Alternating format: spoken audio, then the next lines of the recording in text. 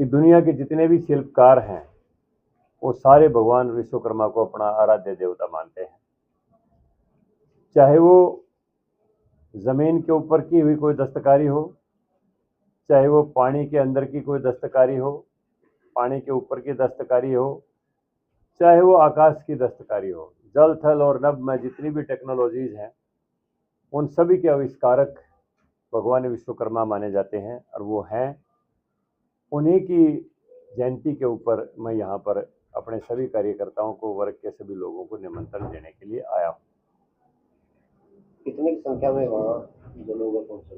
देखिए जी, पूरे हरियाणा प्रदेश से लाखों की संख्या के अंदर लोग जाएंगे और ये एक ऐसा महाकुंभ होगा जिसको मैं विश्वकर्मा महाकुंभ का ही नाम दे रहा हूँ कि जो अभी तक की जितने भी कार्यक्रम हुए हैं, क्योंकि इसमें पूरे देश के शिल्पकार जुड़े हुए होते हैं और हरियाणा प्रदेश की जितने भी शिल्पकार जातियां हैं, चाहे वो जांगड़ है, चाहे सुथार है, चाहे धीमान है, चाहे रामगढ़िया है, चाहे पांचाल है, चाहे स्वर्णकार है, चाहे कुंभकार है, जितने भी दस्तकार लोग हैं वो भगवान विश्वकर्मा को अपना आराध्य देवता मानते हैं। मैं इसलिए कहता हूँ इसको एक कार्य के केवल मात्र जन्म जयंती के बजाय मैं विश्वकर्मा महाकुंभ का नाम देता हूँ और ये एक ऐतिहासिक रैली होगी हरियाणा प्रदेश में, जिसमें मुख्यमंत्री जी अतिथि के तौर पर शिरकत करेंगे।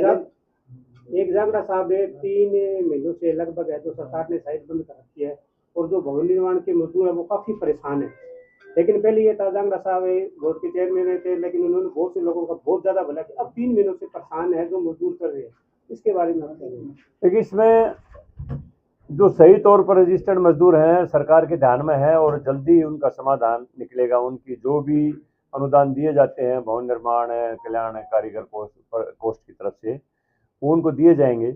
लेकिन मैं आपको ये भी बता दूं कि पिछले जो सबसे पहला कार्यकाल था मनोहर लाल जी का, जो कार्यकाल था उस समय आज के मुख्यमंत्री माननीय नायब सिंह सैनी जी के पास ये विभाग था और उन्होंने पूरी ईमानदारी और पूरी कर्मठता से काम करते हुए मजदूरों को बहुत ज़्यादा बेनिफिट दिए थे। रोहतास जांगड़ा जी की बहुत बड़ी भूमिका की थी उसमें। इन्होंने सारे हरियाणा प्रदेश में शिविर लगवाए और शिविर लगवा के जो भी लाभान्वित वहाँ पर जो प्रतिभागी आते थे उनको मौके के ऊपर चेक प्रदान करवाए गए।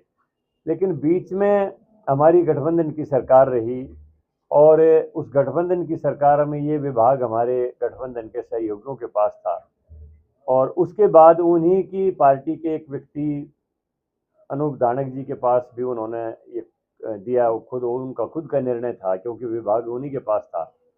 तो उस दौरान में काफ़ी धांधलियाँ हुई और एक किस्म से बीच के जो दलाल लोग थे उन्होंने अपना एक कमीशन खोरी का एक ऐसा नेटवर्क खड़ा कर दिया कि मजदूरों के घरों में बेनिफिट जाने के बजाय कुछ दलालों के जेबों में बेनिफिट चला गया। सरकार के पास इसकी काफ़ी शिकायतें आई। इस कारण कुछ समय के लिए साइट बंद करके उसका पूरा का पूरा जांच का काम चल रहा है। जो भी इसमें गबन के दोषी हैं जो हैं उनको चिन्हित करके उनको तो दंडित किया जाएगा, लेकिन जो सही तौर पर जो हकदार हैं मजदूर, जो सही तौर पर जिनका हक बनता है, उन्हीं को तक ये बेनिफिट जाए। आगे से ऐसा एक कार्यक्रम सरकार कर रही है, ऐसा एक मैनेजमेंट सरकार करने की वो प्रोग्राम बना रही है। तो अभी बहुत जल्दी इसकी साइट खुल जाएगी और जो भी पात्र लोग हैं उनको सबको बेनिफिट मिलने शुरू हो जाएगी। जांगड़ा साहब आप रानिया पहुंची और रानिया के अंदर नशा बहुत फैला हुआ है, युवाओं की लगातार मौत हो रही है। ये बहुत बड़ी चुनौती है हमारे सामने, क्योंकि भारत की बढ़ती हुई ताकत को देखकर हमारे जो पड़ोसी मुल्क हैं वो भारत की युवा शक्ति को कमजोर करना चाहते हैं। भारत पूरी दुनिया में युवाओं का सबसे बड़ा देश है जिसकी 65% आबादी 35 साल से नीचे के लोगों की है। और आज अगर किसी भी देश की पूरी स्थिति को जांचेंगे, चाहे वो कनाडा है, चाहे अमेरिका है, चाहे ऑस्ट्रेलिया है, चाहे इंग्लैंड है, वहाँ जितनी बड़ी बड़ी कंपनियां हैं वो भारत के लोगों की हैं। जितनी बड़ी बड़ी कंपनियों में हेड ऑफ द कंपनीज हैं वो भारत के लोग हैं। पूरे टेक्नोलॉजी भारत के युवाओं के हाथों में है, मैनेजमेंट का काम भारत के युवाओं के हाथों में है। और उसको देखते हुए हमारे दुश्मन जो देश हैं वो भारत की युवा शक्ति को कमज़ोर करने के लिए नशे का नेटवर्क फैला रहे हैं, यहाँ पर कोशिश कर रहे हैं। सरकार पूरी तरह से जागरूक है, सजग है, रोज़ाना उनको पकड़ा भी जाता है, लेकिन फिर भी क्योंकि लंबा बॉर्डर पाकिस्तान के साथ लगता है तो कहीं ना कहीं से इन्फिल्ट्रेशन होती रहती है। लेकिन फिर भी मैं ये आश्वस्त करता हूँ आपको कि ये प्रधानमंत्री जी के भी संज्ञान में है, ये गृह मंत्री जी के भी संज्ञान में है और माननीय मुख्यमंत्री जी के भी संज्ञान में है। रोजाना नशे के सौदागरों के ऊपर कार्रवाई की जा रही है। नारकोटिक्स एंटी नारकोटिक्स डिपार्टमेंट अलग से अपना काम कर रहा है, उसको पूरी स्वतंत्रता दी एक्शन लेने की। और मैं समझता हूँ भारत के युवाओं को भी विदेशों की साजिश को समझना चाहिए और केवल मात्र सरकार नहीं, सरकार के सहयोगी बनते हुए हमारे जो सामाजिक संगठन हैं उनको भी इसमें बड़ी भूमिका निभानी चाहिए।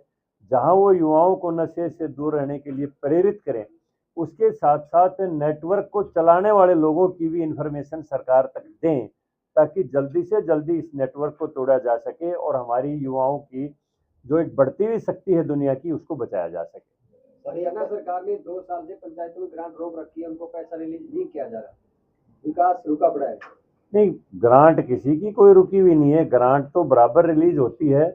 सरपंचों के पास से जो फाइनेंस कमीशन का पैसा आता है वो भी रेगुलर आ रहा है और जितना पैसा सरपंचों को नरेगा मनरेगा के माध्यम से आता है वो भी लगातार आ रहा है। और जो घोषणाओं का, जैसे मुख्यमंत्री घोषणा करते हैं या मंत्री घोषणा कर देते हैं या कोई मेंबर पार्लियामेंट घोषणा करता है, वो भी पैसा गांव तक आ रहा है। लेकिन ऐसी मैंने कोई ऐसी शिकायत सुनी नहीं है कि सरपंचों का कोई अनुदान। शिकायत ये मिली है कि भी उनके जो एस्टिमेट बना करके चंडीगढ़ भेज दिया लेकिन मंजूर नहीं किए जा रहे। ये वो धीरे धीरे सारा काम हो रहा है, ऐसी बात नहीं है कि मंजूर नहीं किए जा रहे। देखिए, एक एक काम की पहले क्या होता था, पुराने ज़माने में एक सीधा ही पैसा चला जाता था, एक एक गलियाँ 6-6 बार बनी बनी हुई दिखा दी जाती थी। आज एक गली आज बनती है तो पूरी तरह से पोर्टल के ऊपर अपलोड हो जाती है और दोबारा उस काम को कोई अगर करने की कोशिश करता है तो फौरन पोर्टल के ऊपर शो हो जाती है। पैसा कहीं नाजायज़ खर्च नहीं होता है, लेकिन जायज़ खर्चे के लिए किसी पंचायत के लिए हरियाणा सरकार के पास कोई कमी नहीं। सर, पहले की सरकारों में ऐसा समागम विश्वकर्मा जी का हुआ था या रैली हुई थी या पहली बार होगा? एक बार मनोहर जी के समय हुई थी, लेकिन मैं ये धन्यवाद देना चाहूँगा हमारी सरकार को। मनोहर जी की भी पहले रही, आज नायब सिंह सैनी जी हैं। भगवान विश्वकर्मा का नाम अगर दुनिया के अंदर पहचान करवाई है, वैसे तो भगवान विश्वकर्मा किसी पहचान के मोहताज नहीं, हर शिल्पकार के गुरु हैं, लेकिन राजनीतिक गलियारों में इसकी चर्चा नहीं होती थी। तो पहली बार हरियाणा प्रदेश ने ये शुरुआत की और पलवल में दुधोला गांव के पास 400 एकड़ के अंदर भगवान विश्वकर्मा कौशल विश्वविद्यालय के नाम से एक यूनिवर्सिटी की स्थापना की गई, जिसमें तमाम किस्म की टेक्नोलॉजीज़ की हमारे युवाओं को ट्रेनिंग दी जाती है। और पहली बार ही लाल किले की प्राचीर से भारत के प्रधानमंत्री ने प्रधानमंत्री पीएम विश्वकर्मा योजना की शुरुआत की, जिसका बजट पूरे देश के लिए 13,000 करोड़ का रखा गया। ये बहुत बड़ा बजट है। अभी ये योजना पूरी तरह से धरातल पर नहीं आई है क्योंकि काफ़ी इसमें बाधाएं भी आती हैं, लेकिन रजिस्ट्रेशन शुरू कर दी गई है।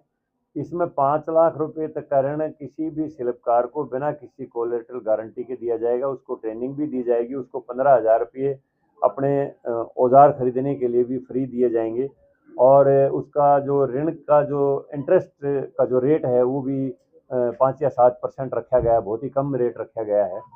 तो इस तरह से विश्वकर्मा समाज के लोगों के लिए सबसे बड़ी बात ये भी है कि प्रधानमंत्री जी ने आह्वान किया है make in India, vocal for local, अपने देश में हर चीज़ का निर्माण करो।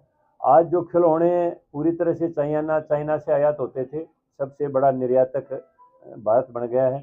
मोबाइल जो पूरी तरह से चाइना से आयात होते थे, सबसे बड़ा निर्यातक मैन्युफैक्चरर मोबाइल का भारतवर्ष बन गया है। डिफेंस के जितने भी हथियार थे या और इंस्ट्रूमेंट्स थे वो तकरीबन बाहर के मुल्कों से आते थे। आज वो चाहे वो बुलेट है, चाहे वो डिफेंस के कैमरे हैं, चाहे नाइट विजन कैमरे हैं और चाहे राइफल्स हैं, और यहाँ तक कि हमारे देश की बनी ब्रह्मोस मिसाइल और आकाश मिसाइल ने अभी ऑपरेशन सिंदूर में अपना रुतबा दिखा दिया है। यानी आज भारत भी उन देशों की श्रेणी में आ गया जो डिफेंस का जितना भी सामान है वो आयातक की बजाय निर्यात करते हैं। तो यही एक है जो मेक इन इंडिया, जो भारत के कुशल कारीगर को सम्मानजनक स्थिति में लेके आएगा और उसकी आर्थिक और सामाजिक हालत